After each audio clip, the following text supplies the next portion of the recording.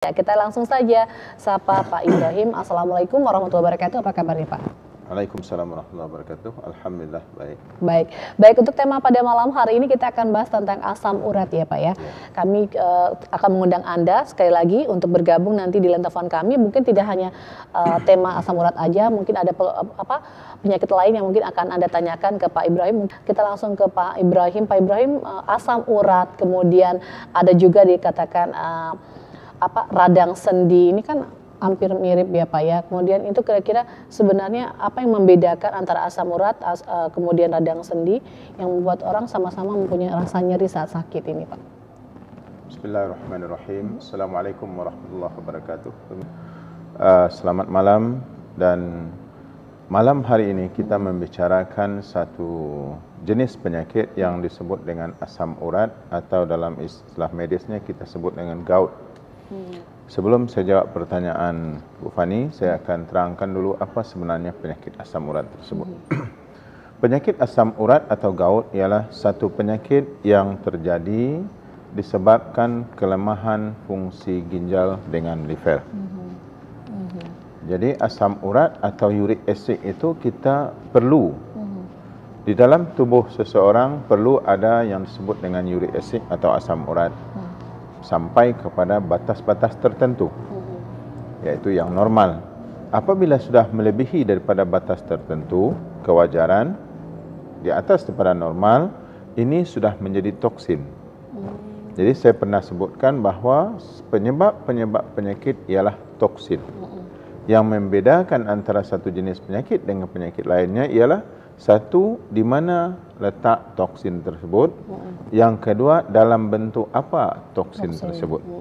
Jadi kalau dalam bentuk kolesterol yang lebih daripada normal, itu jadi kolesterol tinggi. Dan kolesterol yang tinggi ini adalah sebahagian daripada toksin.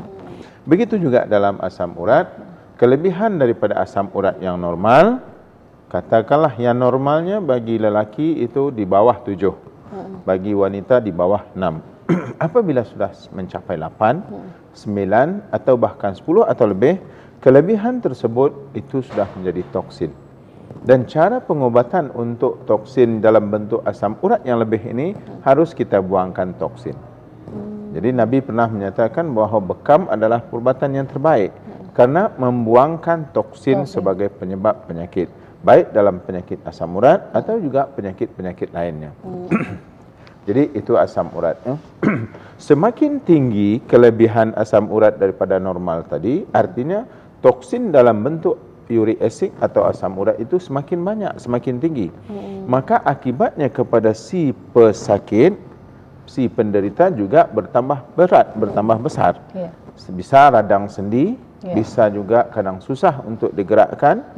Ada kadang-kadang banyak juga yang sudah tidak bisa untuk solat berdiri karena sakit di lutut dan segala macamnya.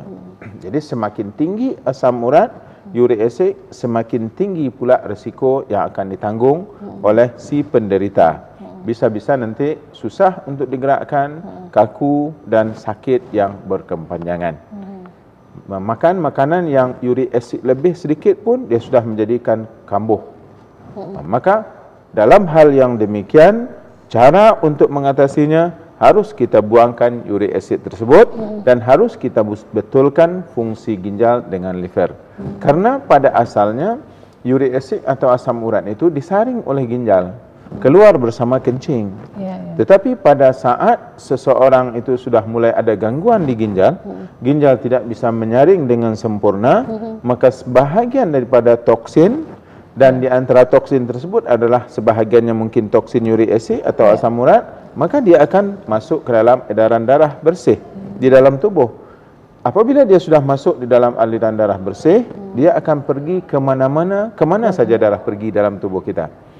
Dan kemudian yang namanya uric acid ini, dia akan mulai terakumulasi di dalam tubuh, dia akan mulai terkonsentrasi di dalam tubuh. Akhirnya dia akan mencari tempat-tempat untuk membuat rumah menginap yang disebut dengan pengapuran. Jadi akumulasi daripada toksin-toksin asam urat akan menjadikan seseorang itu bisa bengkak-bengkak sendi. Betul Pak. Kebanyakannya di kaki. Ada pasien yang bertanya kepada saya, kenapa harus di kaki, Pak? Ya. Kenapa tidak dia nongol di hidung kayak gitu kan? Ini dia mengikut darah. Darah kita yang paling senang dan paling mudah untuk pergi ialah ke bawah. Karena sifat darah seperti air, dia akan mencari tempat yang rendah.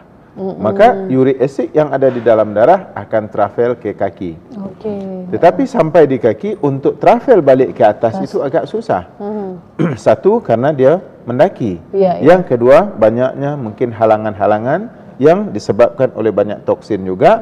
Maka dia akan mendap di kaki, akan mencarilah rumah-rumah baru yang biasanya di jempol kaki atau di pergelangan kaki atau sebahagian orang di lutut. Dia akan bersarang di situ, akan mengeras di situ, akan menegang di situ, dan itulah yang disebut dengan pengapuran. Gitu. Baik. Berarti tadi Papa juga mengatakan ada makanan-makanan yang memicu untuk mereka yang mengalami gangguan asam urat ini. Makanan apa sih Pak, kalau boleh tahu, yang mungkin membuat penyakit asam urat ini justru bisa membuat meradang begitu Pak? Pertanyaan yang pertama tadi sebelum jawab lagi. Beda antara asam urat dengan radang sendi atau yang disebut dengan rematik bahasa kitanya. Kalau dalam hal asam urat itu kalau diperiksa uric acid itu dia akan tinggi. Gejalanya lebih kurang sama.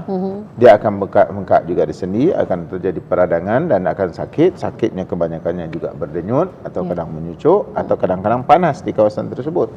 Jadi dengan tingginya asam urat, ini disebut dengan penyakit asam urat atau gout.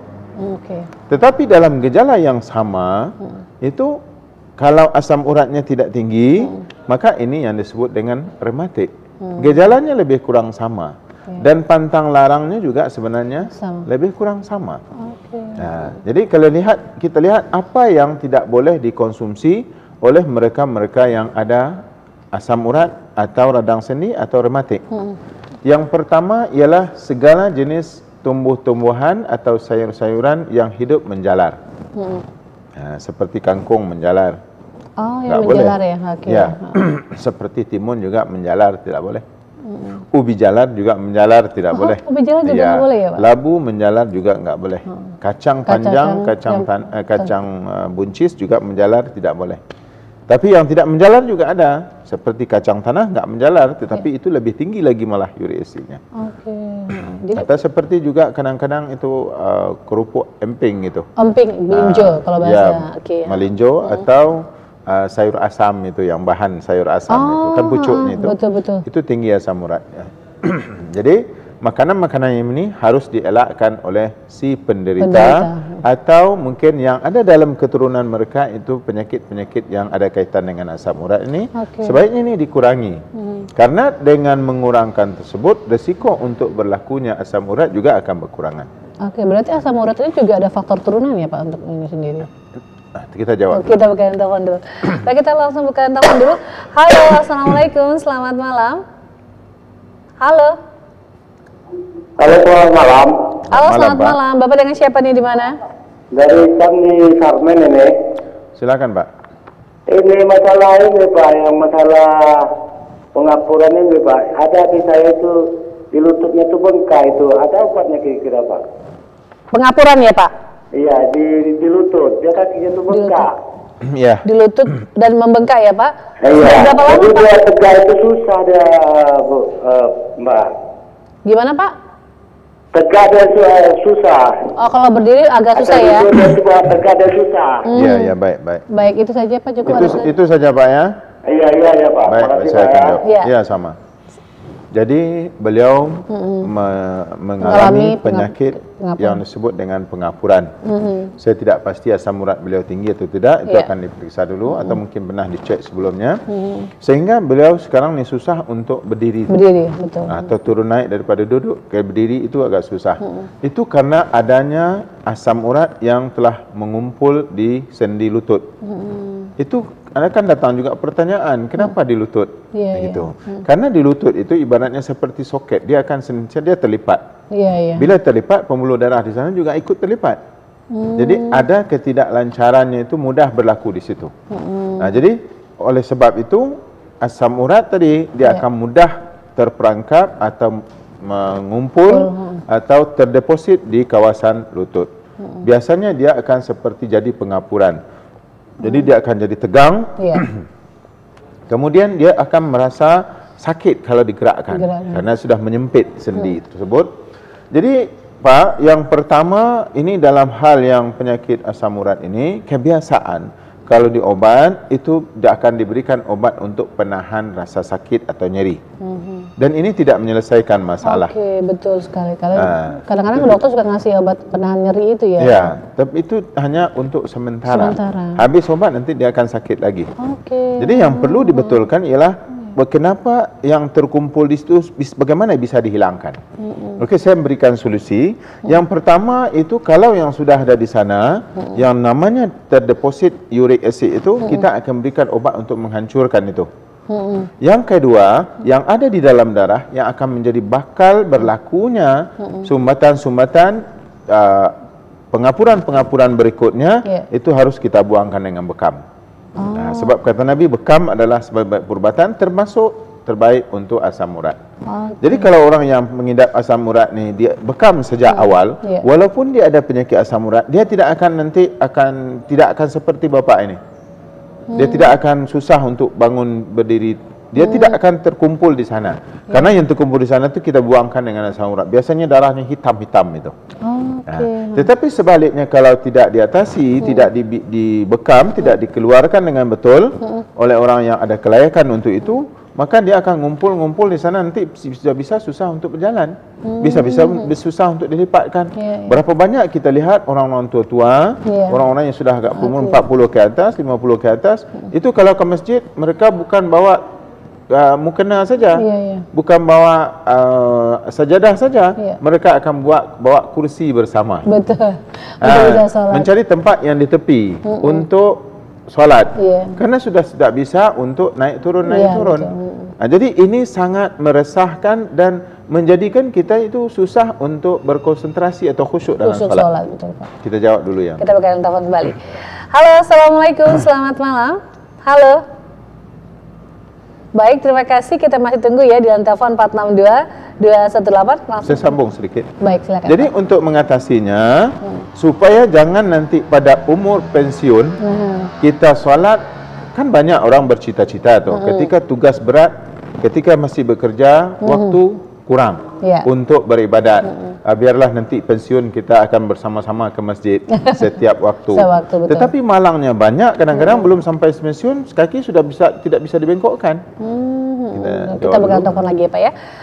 Langsung kembali kita buka telepon ya. Halo, assalamualaikum. Baik, terima kasih.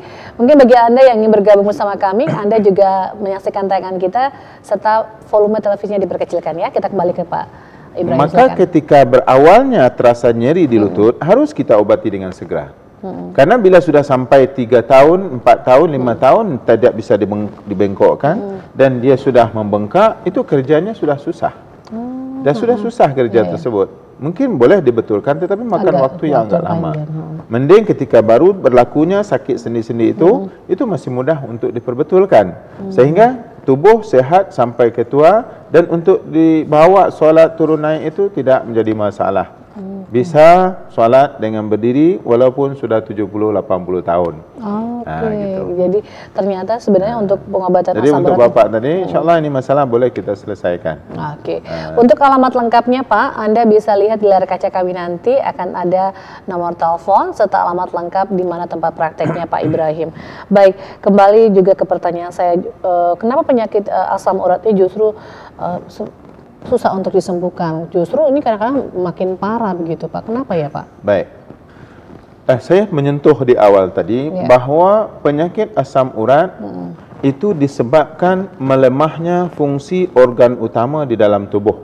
Yang mana organ utama ini ada dua. Yang pertamanya ginjal, yang keduanya liver.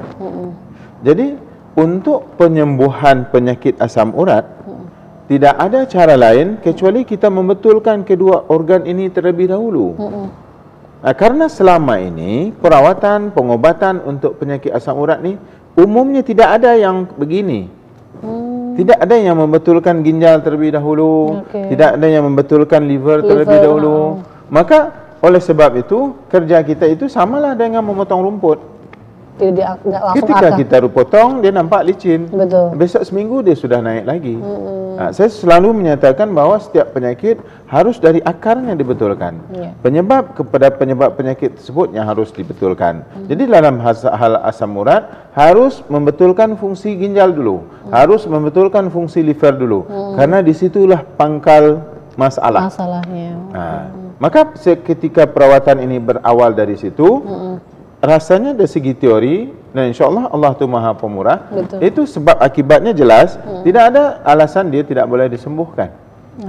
Oke, jadi bisa disembuhkan. Jadi harus dengan cara perawatan yang betul. Cuma kadang-kadang mereka yang sudah sakit asam urat 15 tahun datang kepada kita, mau berobat sekali sudah sembuh, itu mustahil. Tidak masuk akal. Penyakit sudah 15 tahun. Berobat sekali tak sembuh, itu sama artinya itu pasir satu lori, kita ambil satu skop. Jadi belum nampak kurang apa-apa. Karena apa? Karena dia banyak. Apalagi yang uric acid tadi dah travel ke seluruh tubuh dalam bentuk asam urat. Dia pergi ke mana darah pergi dan menjadikan pengapuran.